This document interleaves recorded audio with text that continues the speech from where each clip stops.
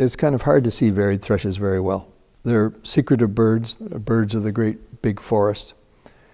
This is actually very close to what I saw. I hardly ever do something exactly as I've seen it. I take a number of different photographs and combine them in different compositions. And I played around with this one, but it was one of the fairly rare but increasingly common snowfalls on Salt Spring Island.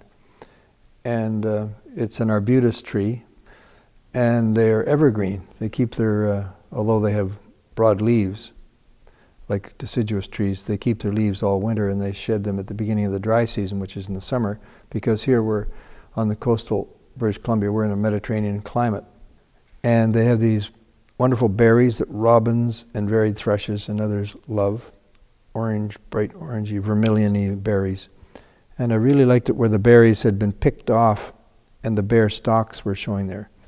So show not as if something just stepped out of a beauty parlor or stepped out of a florist shop in perfection.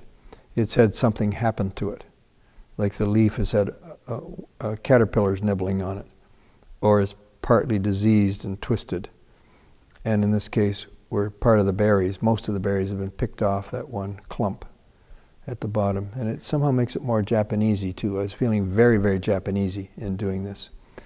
And something else that often artists don't think of, it's a plain white background.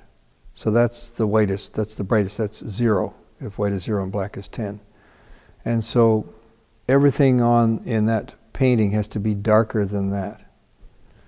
And so the snow is all darker, and the bird is darker than it would be. I'm delighted with the way the varied thrush is partly blocked off and disguised by that twig coming down right across it. Many wildlife artists would never do that. They'd think it would wreck it. And I think it adds to what I call the verisimilitude, the ring of truth to the whole thing.